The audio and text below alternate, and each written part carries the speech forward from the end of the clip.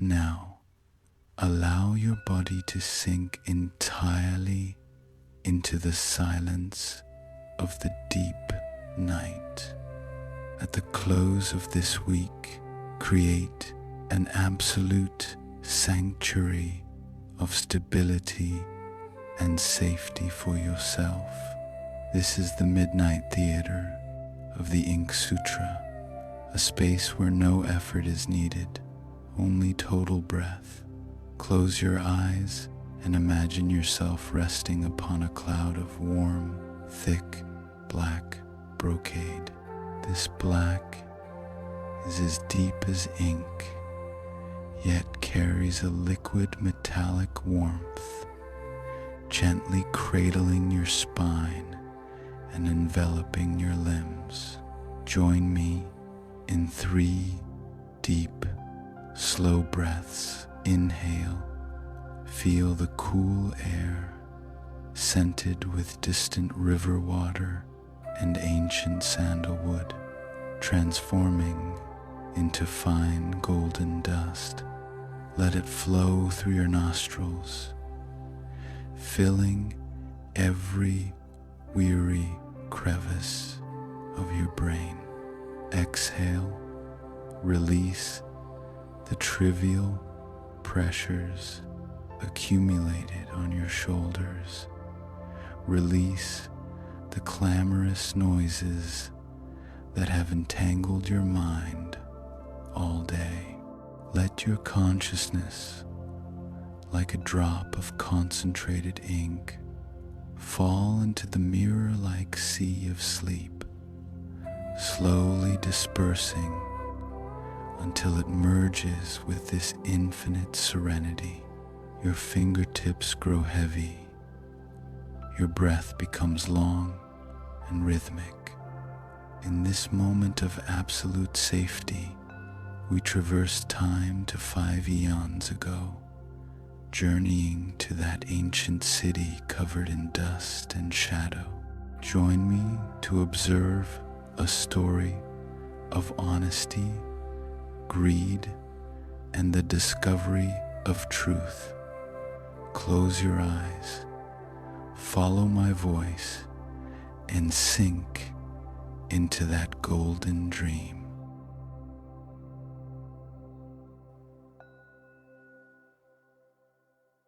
Our consciousness descends upon the ancient city of Andapura.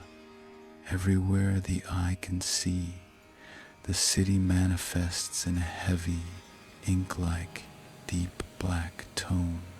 The streets are paved with polished black basalt, refracting a subtle blue glow under the moonlight. The Nilavaha River, crossing the city, flows silently. Its waters are bottomless, like a stream of moving black silk, the ripples on its surface shimmering with fragmented golden light in the dark. The city currently rests in the gap between day and night, the clamor having completely faded.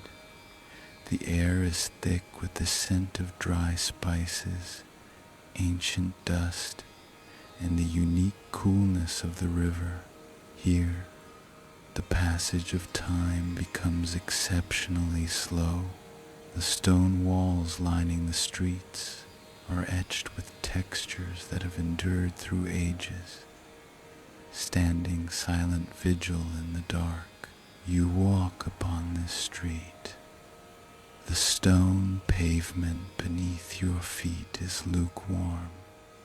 With every step, you feel the earth's stability.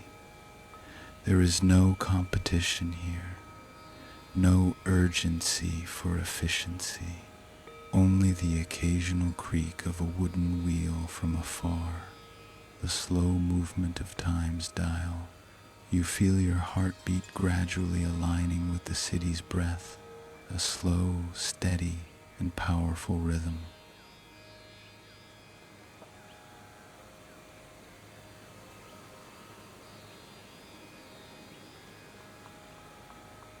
Within this stillness, two merchants are preparing to enter the city of Andapura.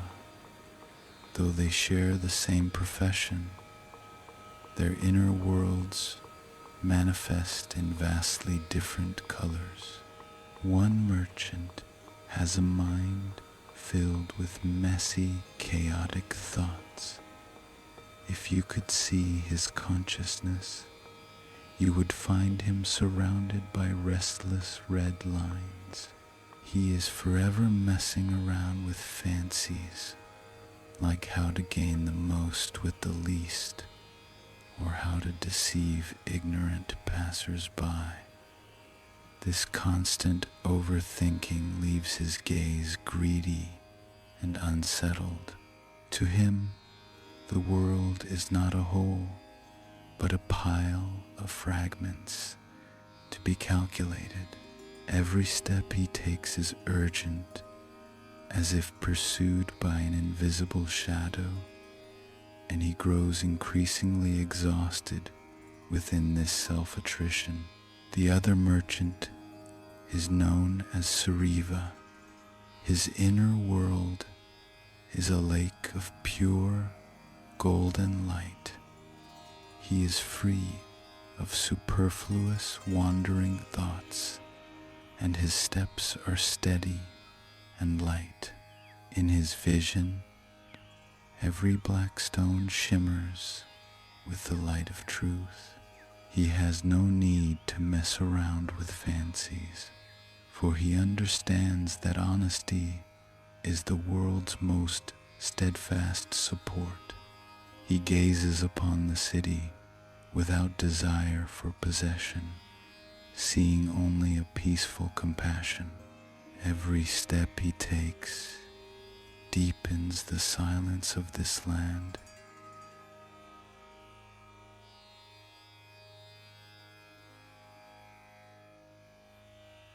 In a quiet corner of Andapura sits a mansion that has completely fallen into ruin.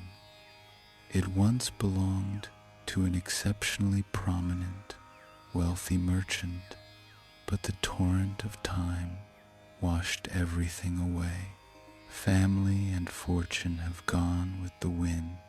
Now, the grand house is but an empty shell, covered in thick black shadows and layers upon layers of dust. Within these ruins live two women who depend on each other, an elderly grandmother and her young granddaughter. To survive, they must labor for others, spending their days in heavy toil. The air here is static, carrying a chill born of poverty. The corners of the mansion are heaped with abandoned clutter. Vessels that once represented glory are now veiled in thick black dust, turning dim and lusterless, as if they too have chosen to forget their past. Now, try to feel the weight of this forgetting. Imagine yourself within the shadows of this grand house, surrounded only by fine dust dancing in the faint light. These dust motes are like those discarded, messy thoughts, falling to the ground and transforming into boundless silence. You feel your limbs becoming as heavy as these ancient walls, no longer needing any movement. You need only breathe, seeking that tiny speck of light about to awaken within the shadows of these ruins.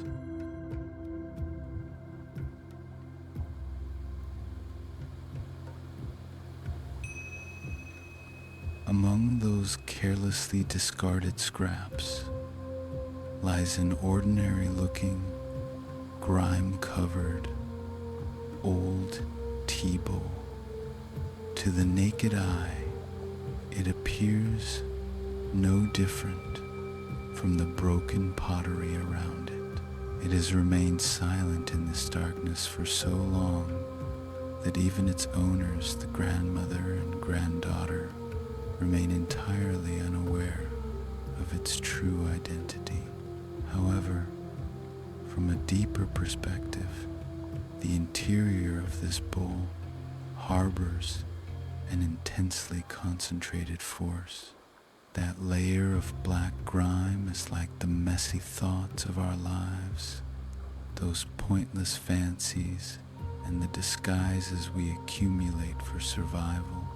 They are heavy and dim, veiling the pure gold of the bowl itself. This bowl is, in truth, the heart of each of us. We often feel impoverished, incapable, and covered in grime, unaware that beneath that facade, hardened by life's trials, lies an essence worth 100,000 pieces of gold. The bowl rests there, silently, enduring the fate of being ignored, yet never losing its golden nature. It waits for a clear soul, for a decisive wiping, for the moment when the black falsehood is completely stripped away. Focus on your breath.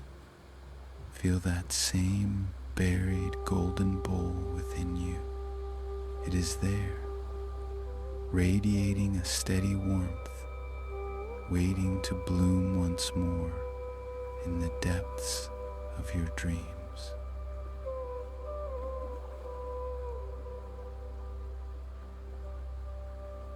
At that moment, the greedy merchant, his head filled with messy thoughts, arrived at the gate of the mansion.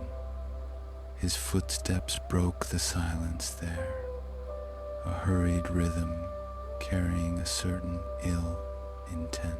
He shouted his wares, "Buy jewels, buy jewelry." His voice echoed through the empty ruins, appearing so intrusive to the young girl struggling to survive. This voice represented a faint hope. She ran to her grandmother, begging to buy even the simplest piece of jewelry. The grandmother looked into the girl's longing eyes and sighed. "Child, we are so poor. What can we use to buy anything?" The girl remembered the black bowl discarded in the corner. She brought it out and handed it to her grandmother. That grime-covered vessel was brought into the faint light. In this moment, the greedy merchant entered the gates, sat down, and took the bowl. In that instant, though his face remained expressionless, his instinct for messing around immediately told him this was the immense wealth he had craved in his dreams. Yet, his ill intent prompted him. "Do not tell them the truth. Take it for the lowest price, or even for nothing at all."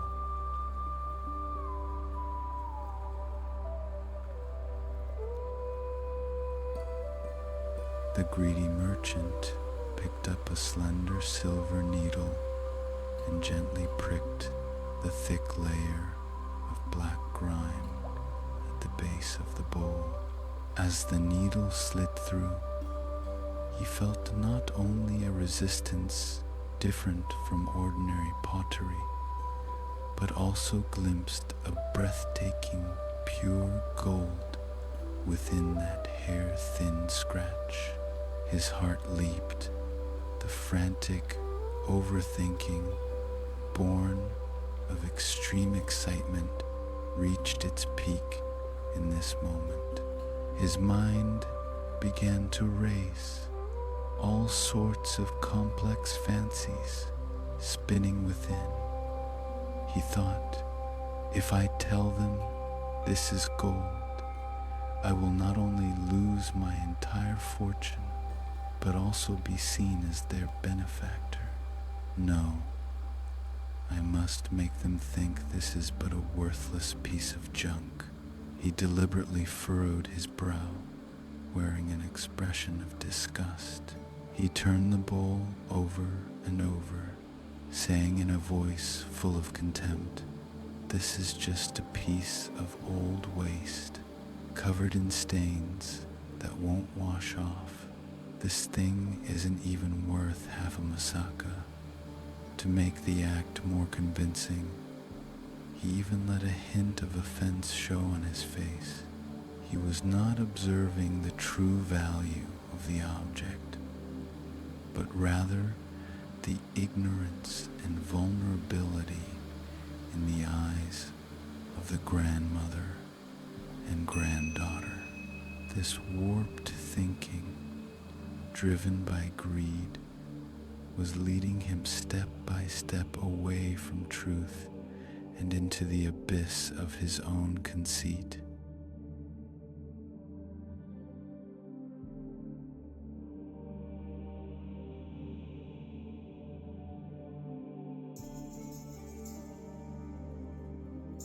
To utterly shatter the last glimmer of hope within the hearts of the grandmother and granddaughter, the greedy merchant suddenly stood up and casually threw the bowl onto the dusty floor.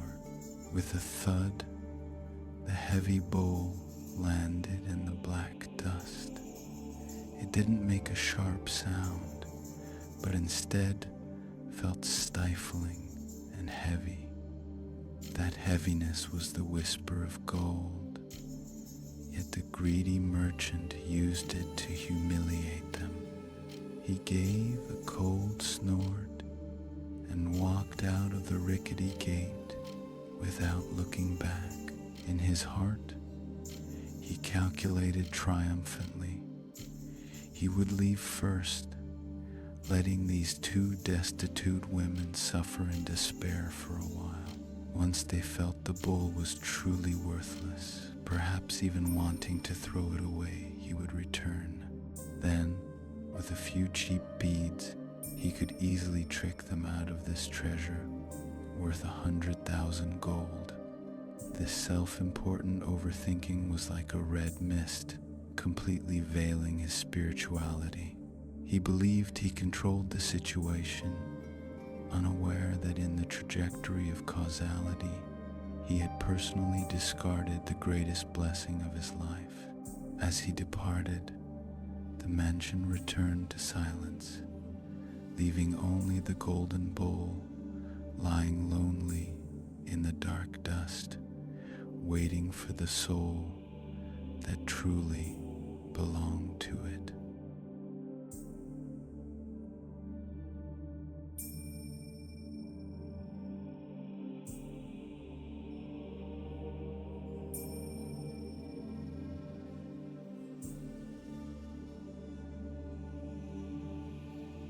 Now, temporarily leave that noisy and oppressive scene and return to your physical body in this very moment.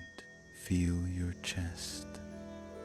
With every natural rise and fall, it is like a window slowly opening and closing in a gentle breeze. As you inhale, imagine a warm energy shimmering with golden light, surging toward your heart and gathering there. Your heartbeat becomes very slow, very steady. This steadiness brings you an unprecedented sense of security. Feel your hands. The hurried movements born of the merchant's greed are receding from your consciousness. Your 10 fingers are now exceptionally relaxed, with no impulse to grasp or discard.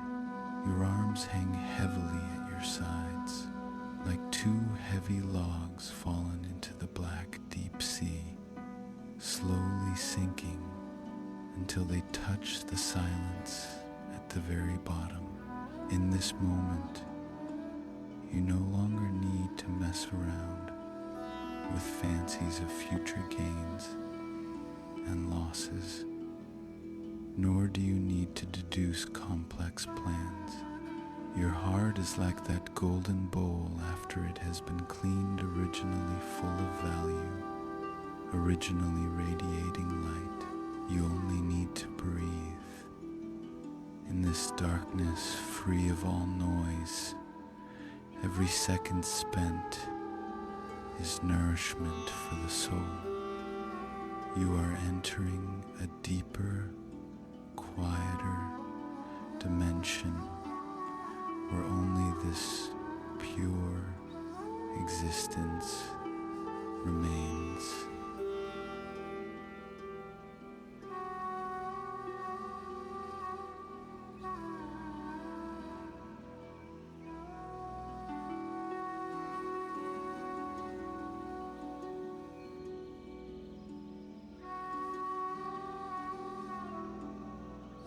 Not long after the greedy merchant had left, another set of footsteps echoed on the streets of Andapura.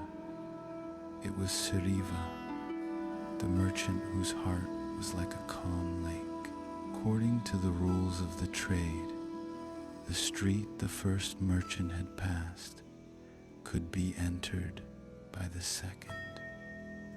He walked upon the black basalt slabs, his gaze clear, his steps steady.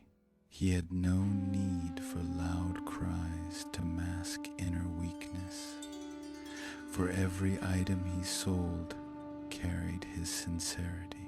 When he arrived before the fallen mansion, the gate that had been tightly shut due to the insult was once again slowly opened by the girl.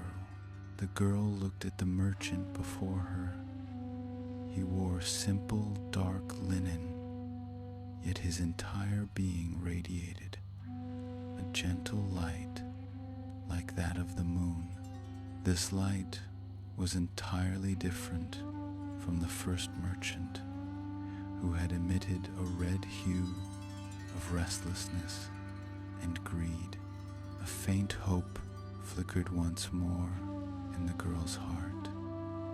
She said to her grandmother, "Grandmother, though the first merchant was harsh, this one seems elegant and soft-spoken. Perhaps he can see the bowl for what it truly is." The grandmother sighed and nodded. Thus, the golden bowl, discarded in the dust by the greedy one, was once again lifted by trembling hands and placed into the hands of Suriva.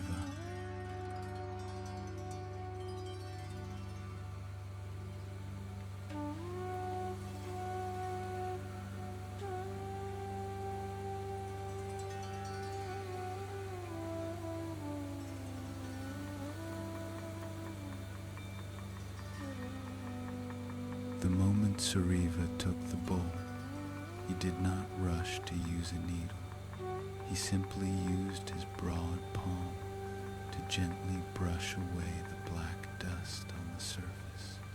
As that false stain was wiped away, the essence of the gold erupted in the faint light with a brilliance enough to illuminate the entire room.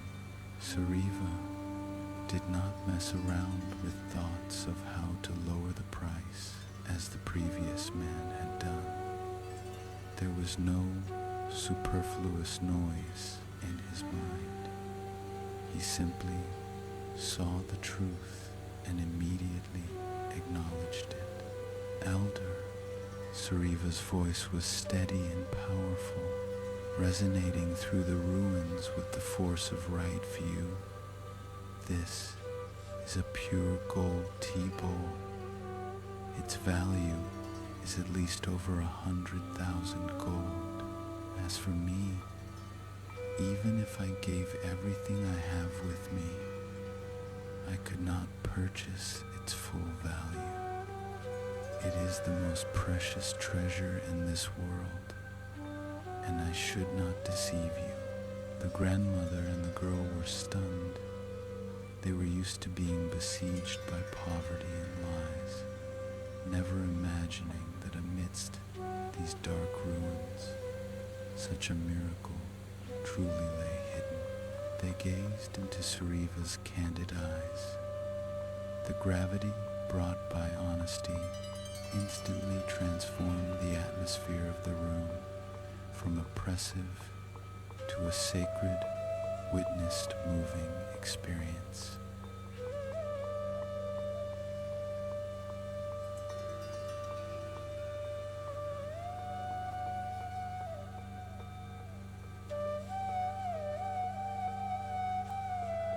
After the ultimate shock, the grandmother grasped Sariva's hand, her voice trembling.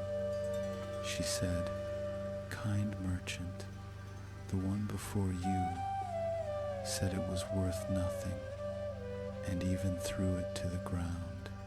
It is your integrity that has turned it back into a golden bowl. Please, take it. Whatever you can give, we are satisfied." Sariva did not hesitate. He opened the pack on his back, which contained all the wealth he had accumulated through years of trade. He took out 500 golden karshapanas and all his fine jewelry, which was worth 500 gold.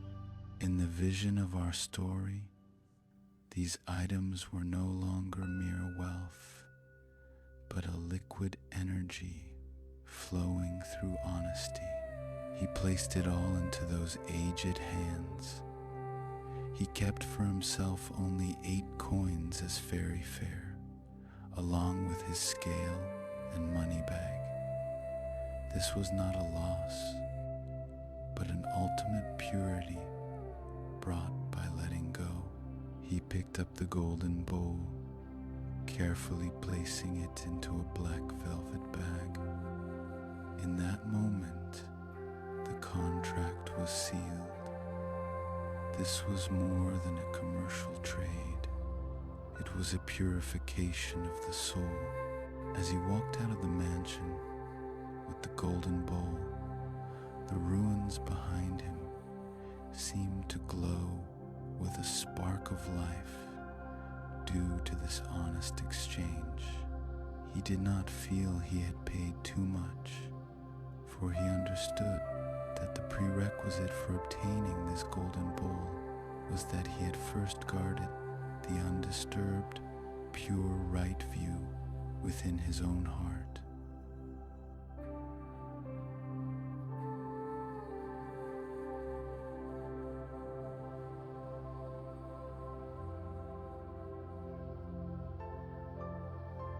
In the afternoon of Andapura, sunlight filtered through the black silk canopies above the streets, casting dappled, shimmering shadows on the basalt ground.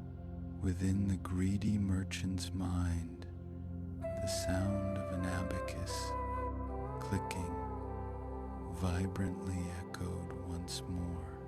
He reckoned the time was ripe. Those 2 women must by now be steeped in absolute self-doubt within their dilapidated mansion. In his logic, accustomed to constant messing around with fancies, he assumed they had come to view the golden bowl as an utterly worthless mental burden. He straightened his collar, donning that patronizing, false smile once again. His mind was in a flurry of messy thoughts, planning how to squander his wealth in the most luxurious spice markets and envisioning other merchants bowing to his success. Every step he took was steady and full of smug satisfaction, as if he were treading not on stone, but on 100,000 pieces of gold. As he re-entered the silent mansion, he shouted in an arrogant voice, "Hey, elder, bring out that worthless old bowl. Even though it's of no use, I'm still willing to pay half a masaka. Consider it an act of charity." His tone was thick, with a sense of masterful control. He believed he had seen through the frailty of human nature, completely failing to notice that the aura of the room had shifted profoundly. The air was no longer heavy or oppressive, but flowed with a clear, transparent quality, the lingering essence of a truth finely illuminated.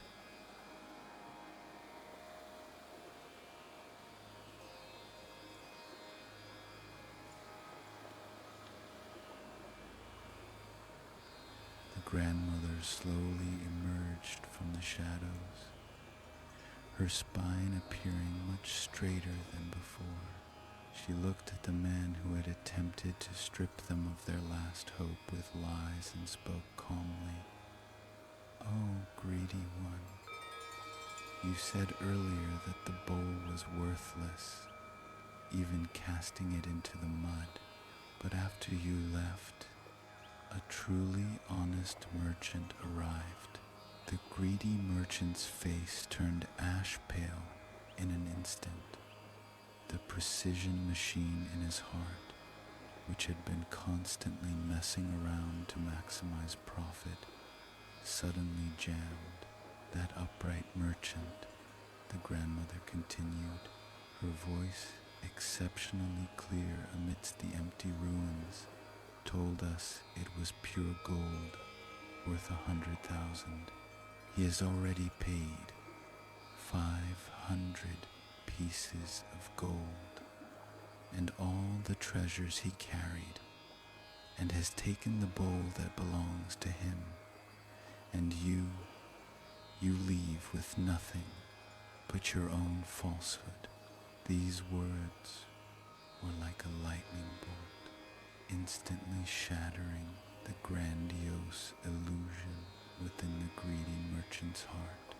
The delusion born of extreme greed instantly backfired upon his soul. He felt an unprecedented, searing agony, not because he had lost justice, but because the immense wealth he thought was already in his grasp had slipped away entirely due to his own cleverness.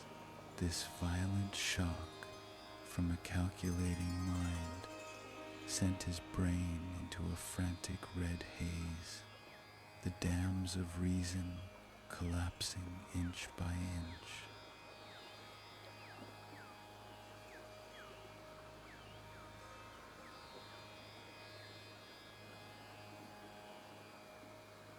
The greedy merchant let out a low, beast-like roar. He just couldn't accept the reality before him. His brain, which was so accustomed to messing around with fancies, was now in a state of terrifying overload. He stared at the dust on the ground as if he could still see the circular mark left by the golden bowl. The immense sense of loss felt as if an invisible hand were crushing his heart. No, that was mine. It should have been mine. He spun frantically in the dilapidated room, hands clawing at his chest. He felt a heart-wrenching regret, a regret born not from the harm he had caused others, but from the despair over his own failed calculation. He no longer cared for dignity, nor for the cheap ornaments he had brought. Like a madman, he tore the pack from his back, and the wares he had used as bait scattered across the floor like meaningless trash.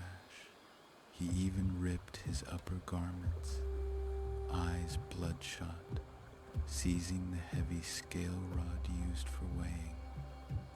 In that instant, the balance within him had completely collapsed.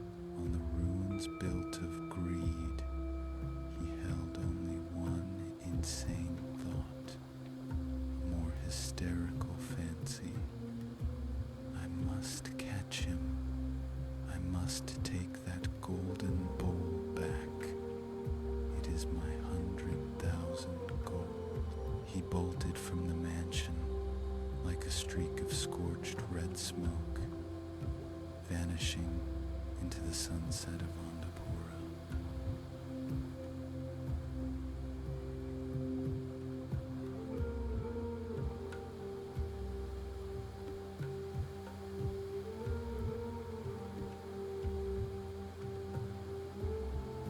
The greedy merchant raced along the scorching cobblestone streets.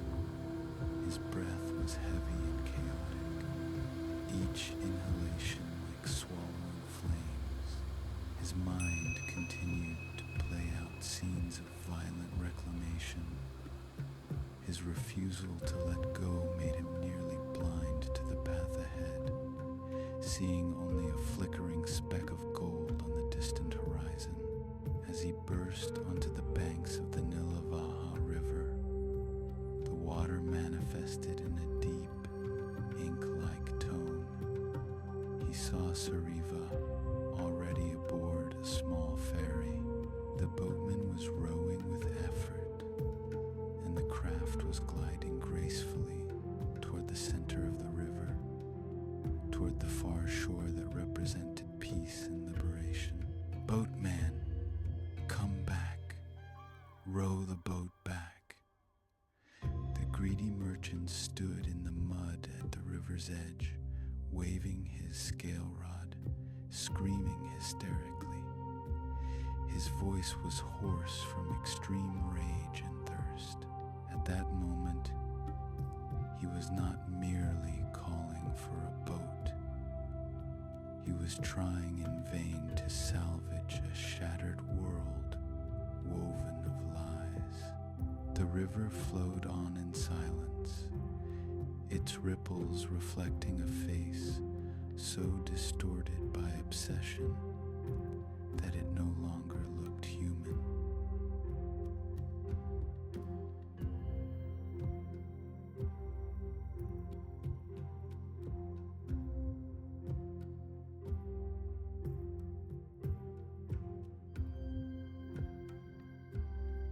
On the swaying small boat, Sariva sat in silence. He held the heavy black bag in his lap, containing the golden bowl. He heard the roars of near despair from the shore and saw the ragged shadow, waving a stick, consumed by the fires of desire. The boatman, hearing the shouts, hesitated and thought of stopping. Sariva gently raised his hand, his gaze as steady as a waveless black deep sea, his voice firm and gentle, saying, "Do not look back, row on. That clamor does not belong to us. This silence is where we must go." Sariva understood that when a man chooses deception for gain, he has at that very moment lost all true value. He felt no malicious joy, only a profound compassion.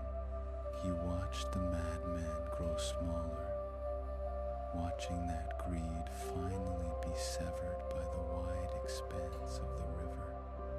The boat traced an elegant arc across the inky water, completely cutting the tie to that obsession. Sariva closed his eyes, feeling the cool river breeze on his cheeks.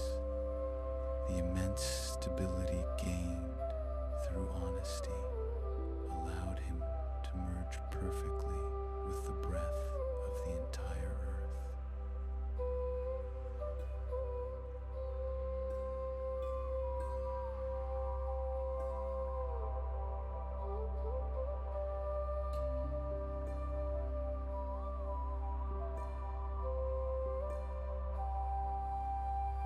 Now, let that receding boat carry away your last trace of attachment. Imagine yourself sitting with Sariva amidst that black, warm river water. All conflicts, all pursuits, and all sense of gain and loss are gradually diluted within this slowly flowing river. Feel your heart. The frantic energy of the merchant is transforming into a wisp of gentle, transparent smoke, drifting away from your consciousness. Your inner self is no longer a collapsing ruin, but a calm lake filled with golden radiance. You need not chase anything, for you understand that all truly valuable treasures have always been hidden within your honest self. Breathe deeply. As you inhale, feel the lightness brought by this severance. You do not need to mess around with fancies of tomorrow's gains. You only need to guard the clarity of this moment. Your eyelids are very heavy, as if gently covered by the final glow on the river's surface. Your body has become exceptionally stable, like that boat moving steadily forward, advancing toward a dream free of all impurities. Relax your neck, relax your back. In that absolute safety, embrace your own perfect awakening.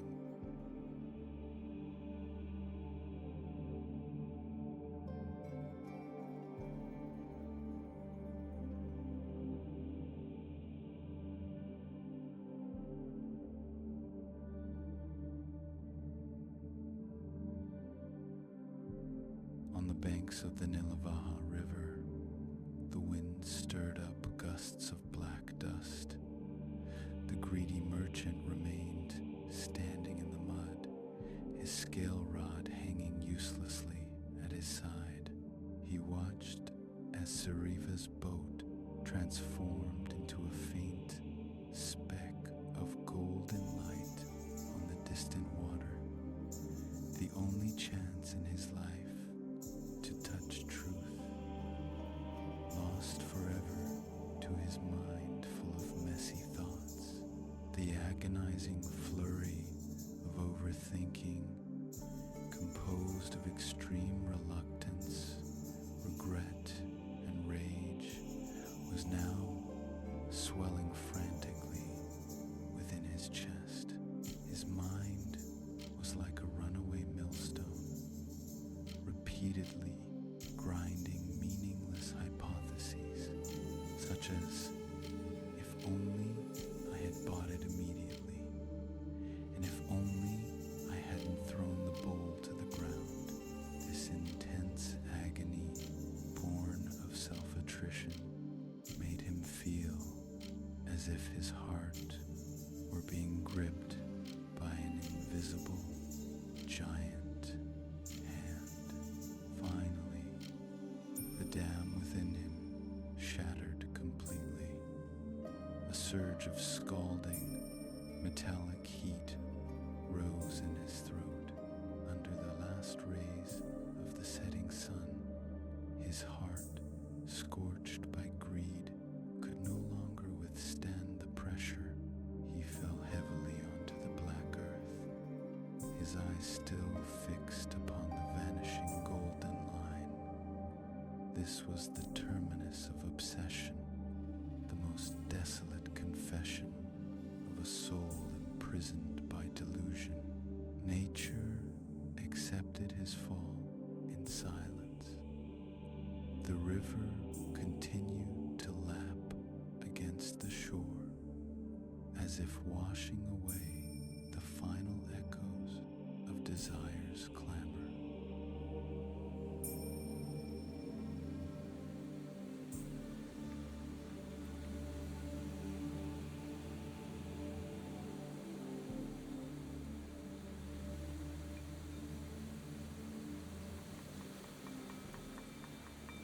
As that tragic shadow fades, the black streets of Andapura and the rippling light of the Nilavaha River begin to dissolve in your consciousness, turning into wisps of golden smoke. You have returned to the Jetavana Monastery in Shravasti. The air remains fresh, and moonlight still spills silently over the branches of the Aranya trees.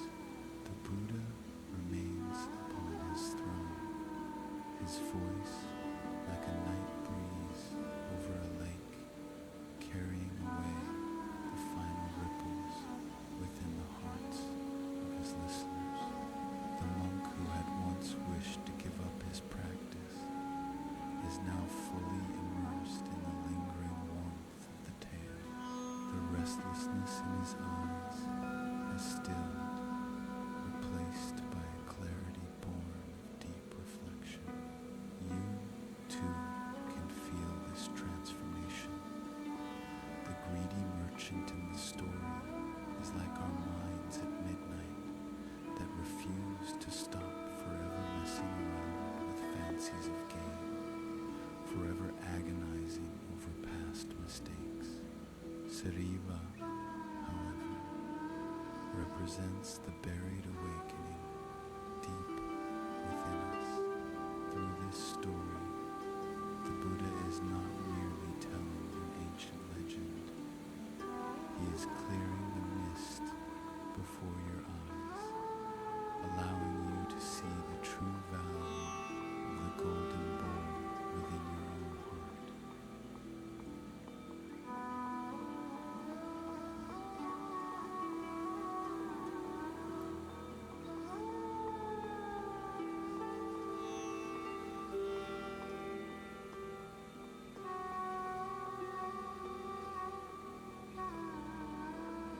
The Buddha raised his eyes slightly, his gaze reflecting a wisdom that transcended time. He spoke softly, "O Bhikkhu, the trajectory of causality has never been severed in that past life. The merchant who lost the golden bowl to greed and finally fell in madness upon the bank was Devadatta, who now resorts to any means for power. That was the beginning of his original grudge against me," he continued. And the merchant Suriva, who held the scale rod with a heart as clear as a mirror, obtaining the treasure through total honesty, that was my former self. The Buddha's voice resonated through the vast monastery with an unquestionable power.